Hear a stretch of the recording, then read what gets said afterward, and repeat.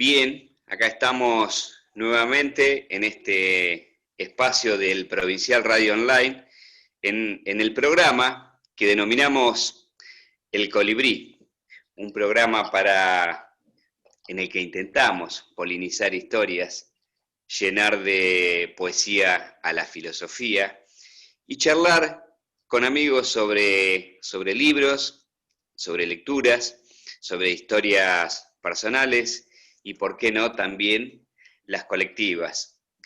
En ese intento van a compartir hoy este programa Marcela Ferrari, a quien le doy la bienvenida.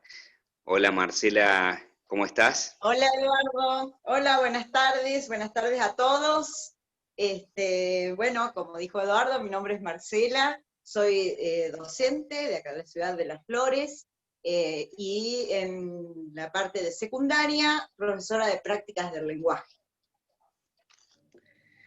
Y el otro amigo de lecturas, Fabricio Hilleras. Bienvenido, Fabricio, a este espacio del Colibrí. ¿Cómo estás? Muchas gracias, Eduardo. ¿Qué tal? Buenas tardes. Acá estamos. Después de un arduo día de trabajo, yo también soy docente, soy profesor de artes visuales, pero en este momento me estoy desempeñando como director de la escuela primaria número 2, de acá de Las Flores también, y en un segundo cargo como preceptor de la Escuela de Estética de Las Flores. Bien, una pregunta de rigor en este espacio es, ¿cuáles son los primeros recuerdos que ustedes tienen del contacto con un libro? Empezamos, si querés, con Marcela. Recuerdo mucho de la infancia, de ver los libros, porque en mi casa valoraron siempre mucho lo que es el libro en sí. Por ahí no tengo imágenes de ver a mis padres sentados en un sillón leyendo, pero sí de tener libros en casa. Y recuerdo mucho de los libros manuales de mis padres cuando iban a la escuela. Sí, mi primer contacto fue con un manual de aquellos donde estaba la imagen del presidente, de Evita y de Perón, esos manuales que traían impresionante la información, gordito, y bueno, obviamente ya cuando tuve mi primer contacto estaban con hojas amarillas. Ese fue mi primer contacto de chiquita con un libro, un manual de la escuela de mis padres. Potente contacto, diría yo, Marcela.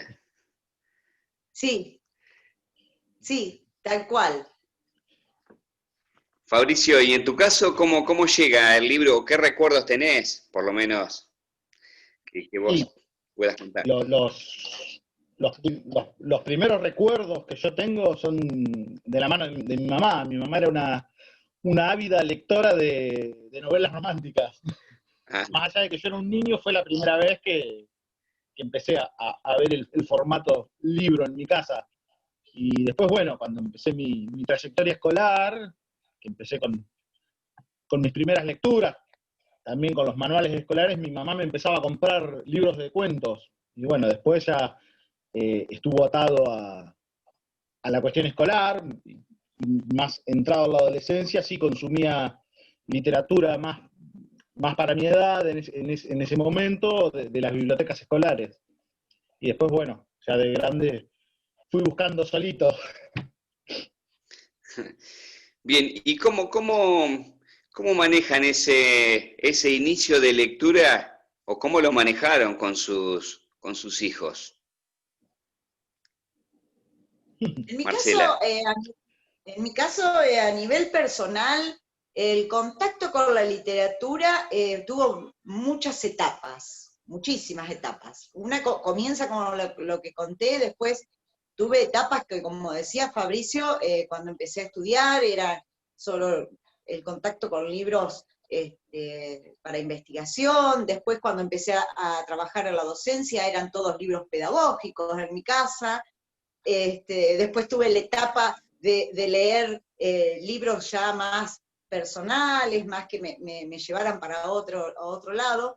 Y con respecto a mis hijas, tengo 2 hijas, siempre les insistí y les sigo insistiendo en el contacto con el libro. Si bien ellos por ahí ya tienen la modalidad de la lectura, del leer, leen por internet, pero yo valoro mucho ese contacto del libro, ese contacto físico de la hoja, de la tapa, y bueno, continúo con eso, insistiendo, por ahí la menor que todavía está estudiando me consulta, me dice, mamá, tal cosa, ¿dónde lo investigo? Y fíjate en el libro en la biblioteca, nunca les digo googlear. Fabricio, Sí, mis hijas son pequeñas, tengo mellizas de 9 años, y bueno, tratamos en familia, en realidad es una cuestión familiar, de fomentar la lectura, les compramos libros acordes a su edad, que traten temáticas sobre todo sociales, que es lo que más nos interesa que desarrollen, que se formen como buenas personas, ¿no?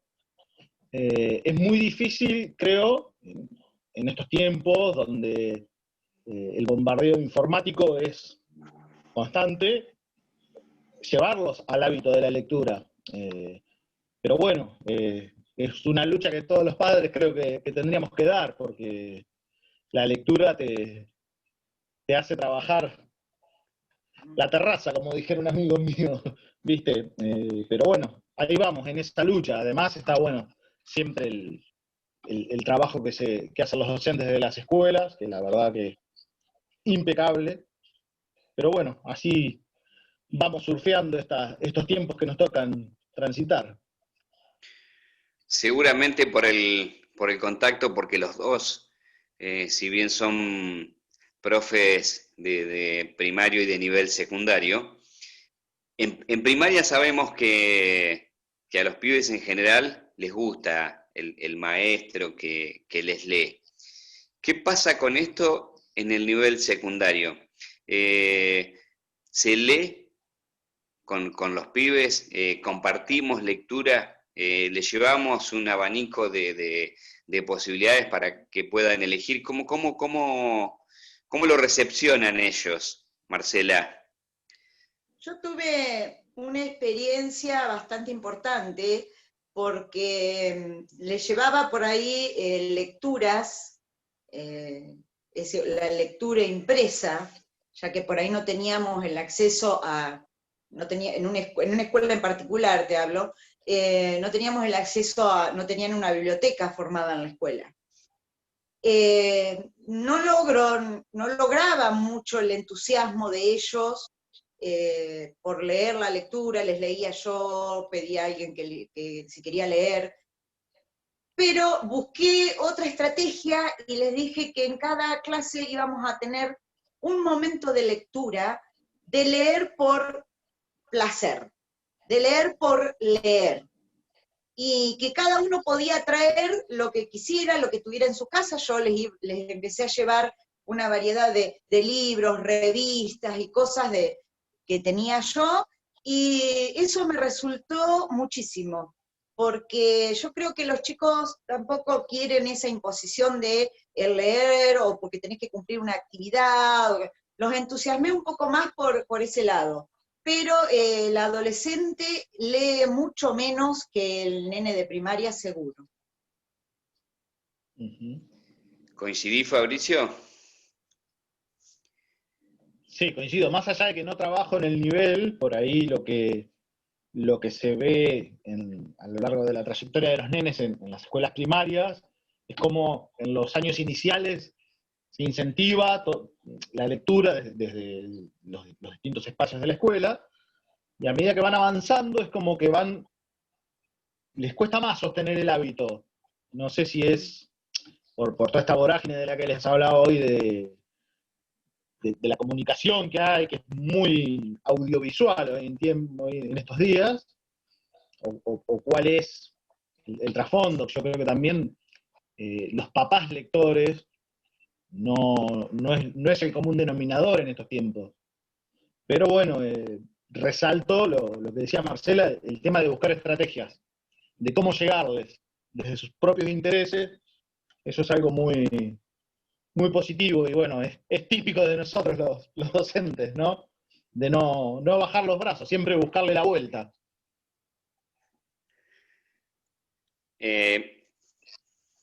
Un 26 de agosto de 1914 nacía el autor de Rayuela, un escritor fabuloso para mi gusto, como fue Cortázar. Y hay una faceta no tan conocida de Cortázar, que él anduvo dando clases por algunos lugares, fue maestro. De hecho, en algún momento hace unas reflexiones que las dedica para quien va a emprender el trabajo de maestro. Y bueno, es bastante extenso esto, pero quería compartirles solamente algo de eso que decía. Bueno, anduvo por Bolívar dando clase, por Chivilcoy, luego por la Universidad Nacional de Cuyo, y él dice que debo haber tenido 100 profesores, y solo me acuerdo de 2. Dice, yo me tuve que aguantar una educación en la que muchos de mis profesores eran vejigas infladas, pomposas y pedantes.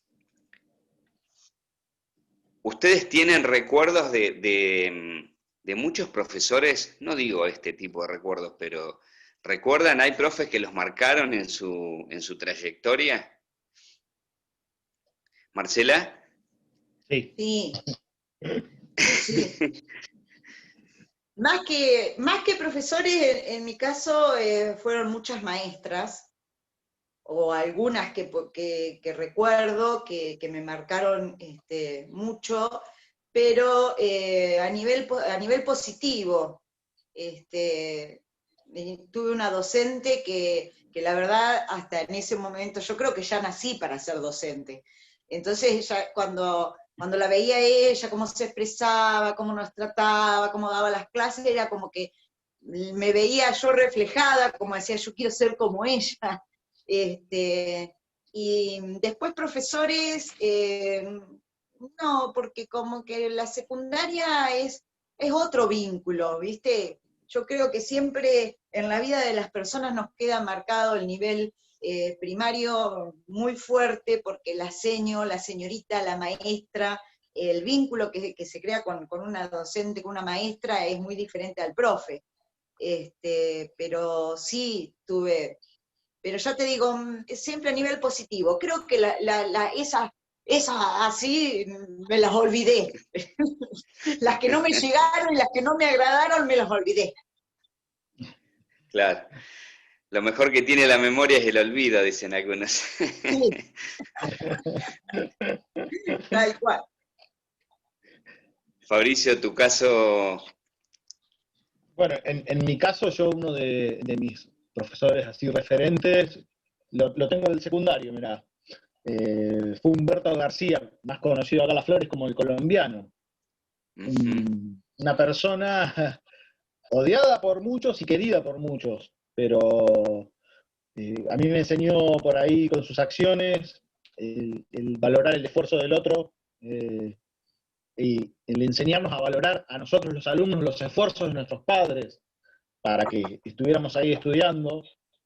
En los años 90 era difícil, muy difícil, años muy difíciles y bueno, era un tipo que, por ejemplo, si vos le decías que ibas a particular, se agarraba la madre de las calenturas, te hablaba con muy visceral, con todos sus términos típicos de Colombia, él era colombiano, y para decirte que eras un papa frita, que no tenías que hacerle gastar dinero ni a tus mami ni a tu papi, que era silla, papel y lápiz, como decía él. Y bueno, tenía mucha razón. Yo me llevo esos recuerdos, esas cuestiones positivas, como dice Marcela, de Humberto, un tipo que siempre estaba dispuesto a ayudarte, que si vos no entendías, te iba a explicar 1000 veces. Muy justo, un tipo muy justo. Me quedó muy grabado de mi adolescencia él. Bien. Marcela, en este espacio del Colibrí, hace algunos sábados, estuvimos conversando con el escritor florense Juan Bautista Saladino.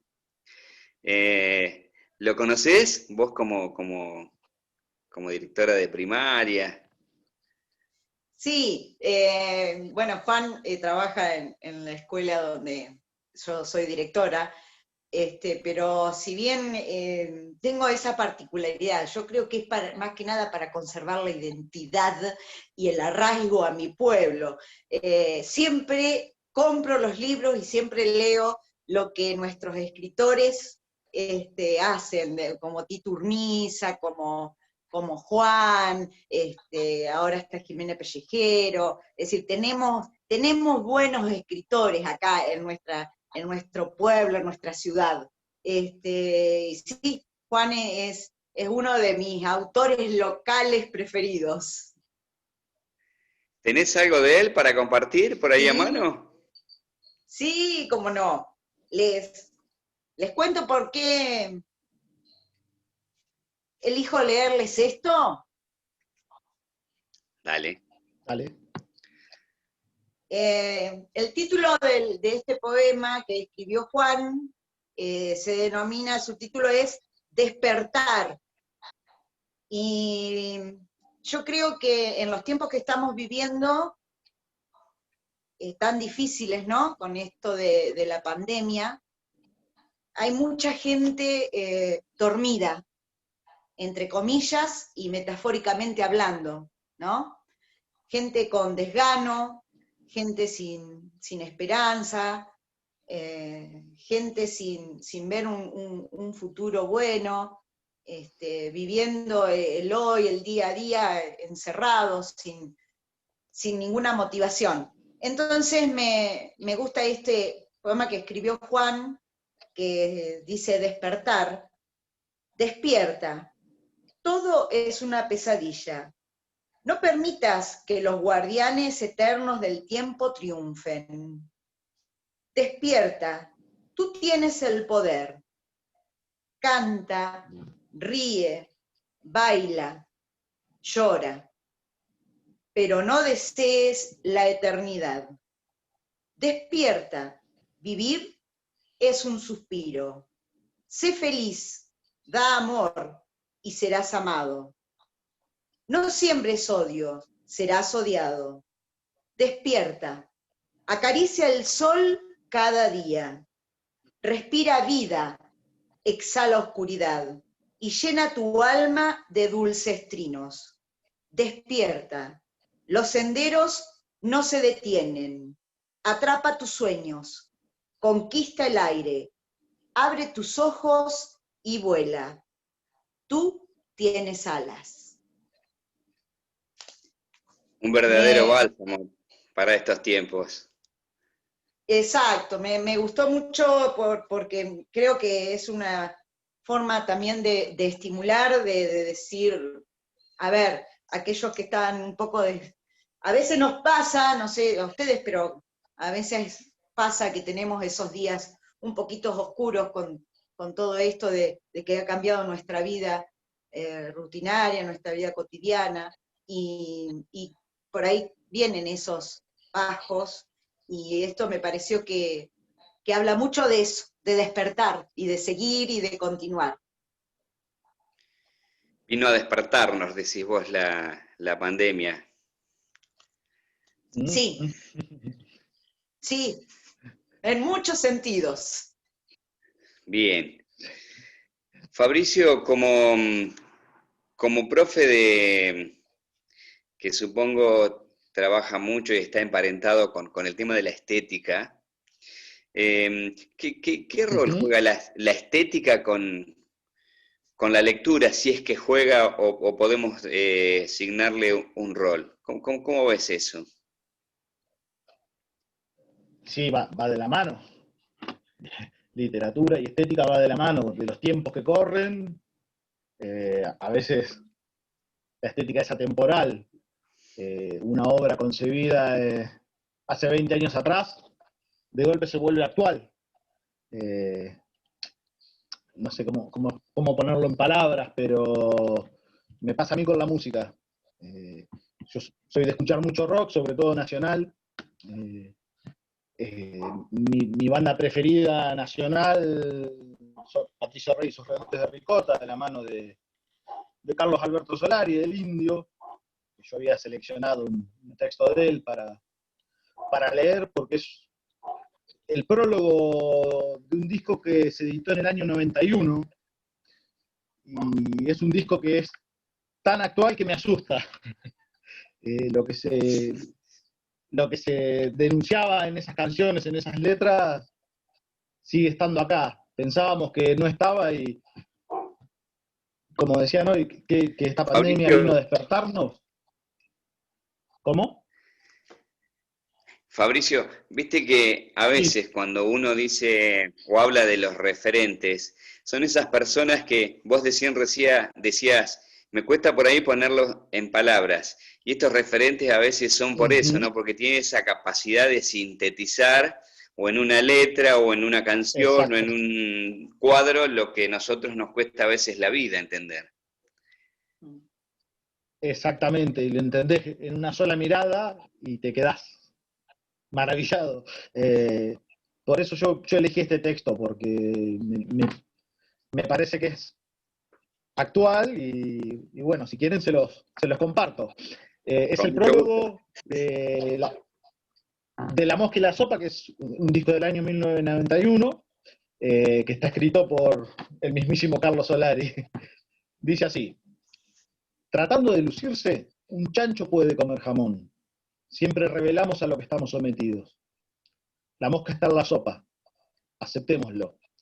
Sentados a la mesa servida están nuestros héroes, esos tres bombones que creen que arman un gran cacao, esos que han ganado reputación gracias a los papeles duros y son muñecos vudú de esta sociedad de espectáculo.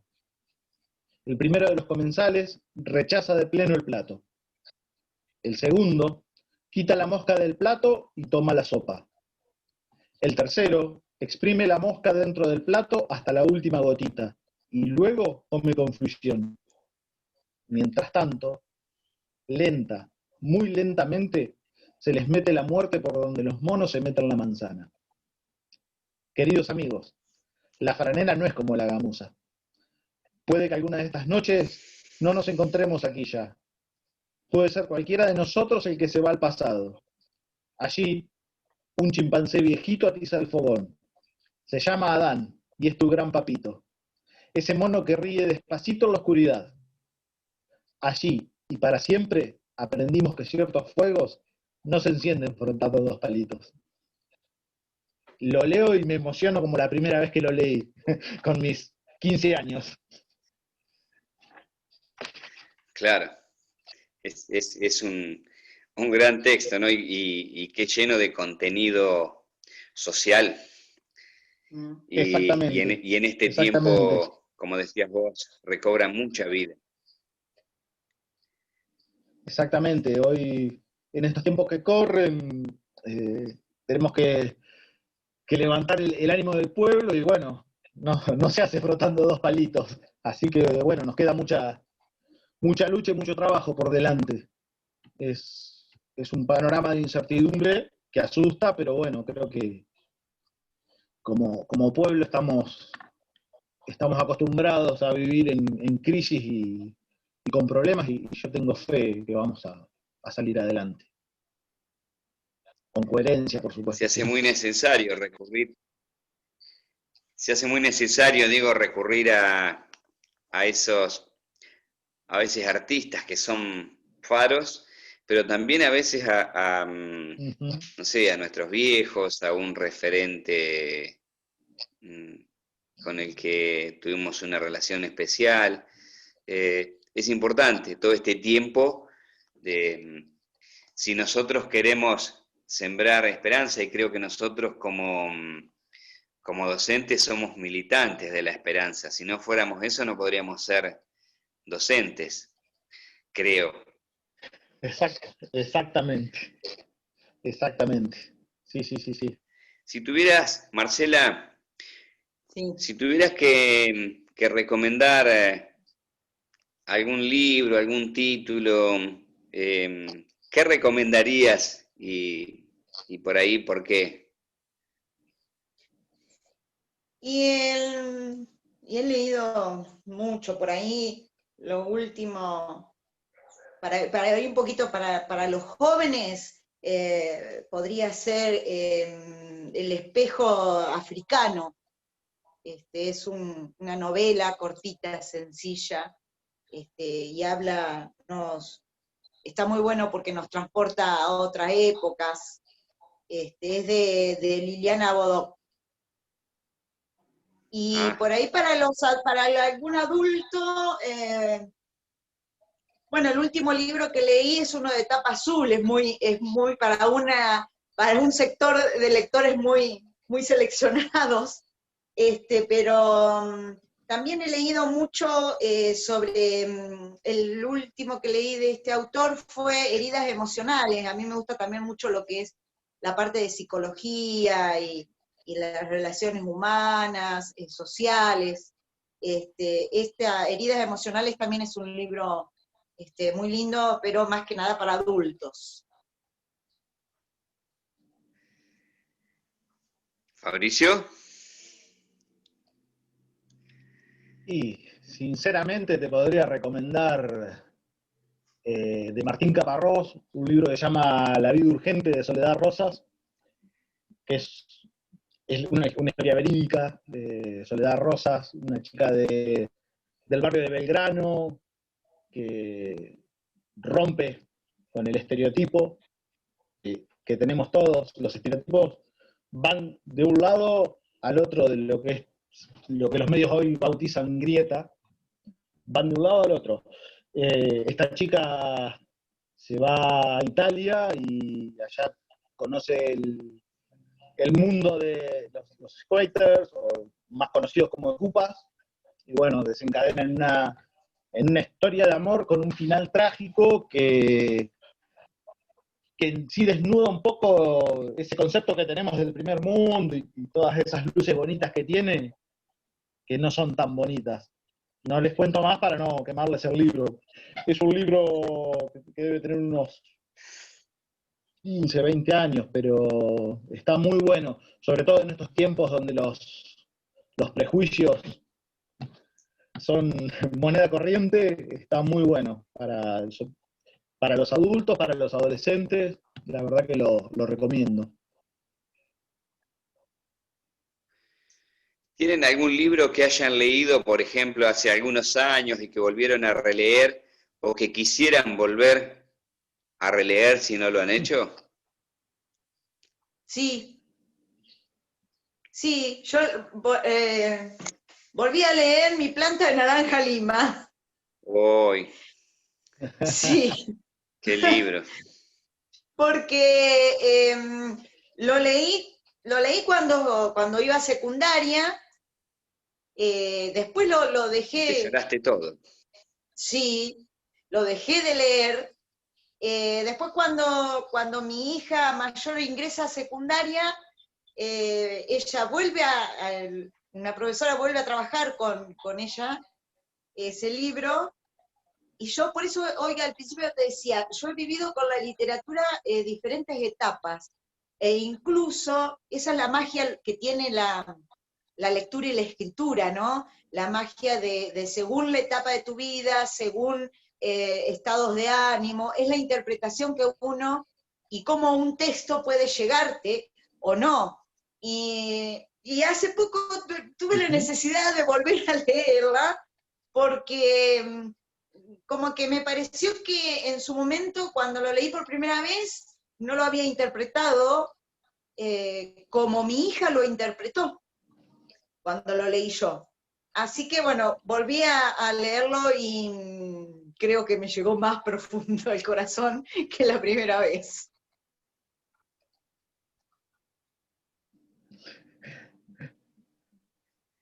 Fabricio, ¿a vos te ocurrió esto? ¿Un libro o quisieras leer Eh, alguno? Mirá, de hace un tiempo a esta parte vengo con ganas de releer un libro, que no lo tengo, que que lo leí allá a principios del 2000 en mi carrera docente, lo pusieron para trabajar, no me acuerdo cuál de todas mis materias, Santa Evita, de Tomás Eloy Martínez. Yo en esos tiempos no conocía mucho sobre el peronismo, sobre la historia de Evita, y nos impusieron ese libro, ¿viste? Y lo encaré a regañadientes Claro. y me terminé enamorando. Y lo leí en ese momento, me impactó, y después no lo volví a leer nunca más. Y hace varios días alguien compartió en las redes una imagen del libro y dije, tengo que leer este libro de nuevo, por Dios. Pero bueno, no lo tengo, ya me voy a hacer de él. Y bueno, otro libro que cada tanto lo retomo es de Galeano, Los hijos de los días, que es un libro que me gusta mucho. Claro. Solemos decir, y a veces casi afirmándolo, que leer nos hace mejores. ¿Solamente con leer o tiene mucho que ver lo que leemos para ser mejores? No sé, cualquiera de los dos, el que quiera contestar. No sé, Marcela, te veo ahí que te salís de la vaina por contestar. Me caracteriza La eso. dejamos a Marcela, la dejamos a Marcela. No, ayúdame, Fabri, ayúdame. No, es No, como... yo creo que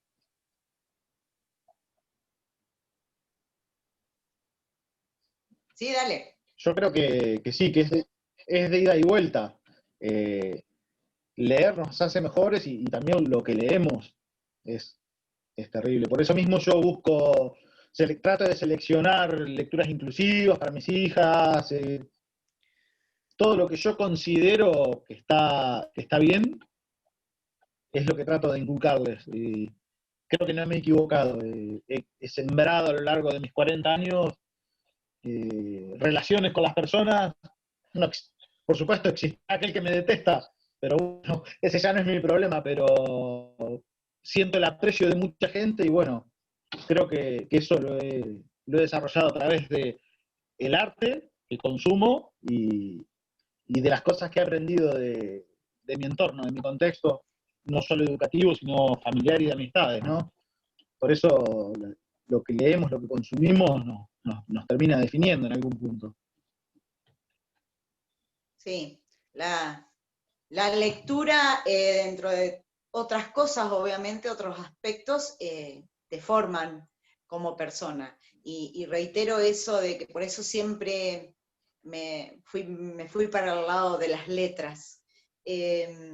La magia que tiene una palabra, la magia que tiene poder leer, y ya te digo, según la persona que esté leyendo un mismo texto, es como le va a llegar ese texto, cómo lo va a interpretar, cómo le va a servir para formarse o cómo no.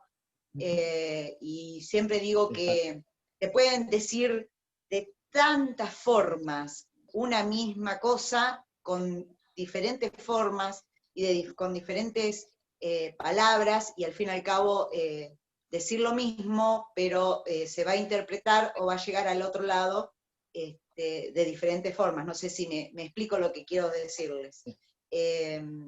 Para mí esto Sí.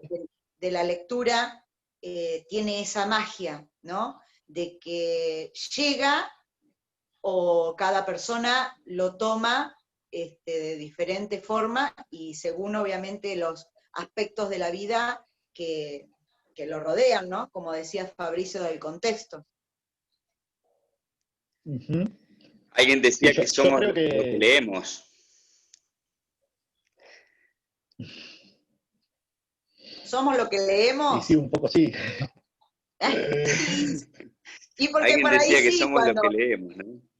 porque ahí es cuando pasa el hecho de poder ya ser autónomos y poder elegir lo que leemos. Al principio cuando somos chicos es como que nos van sugiriendo o imponiendo lo que tenemos que leer y lo que no. Mi secundaria, los libros, era esta novela, este libro, de acá, es decir, fue siempre impuesta. mi lectura. Cuando fui más grande ya pude ir seleccionando y eligiendo lo que quería leer, así que sí, ahora yo considero que soy lo que leo.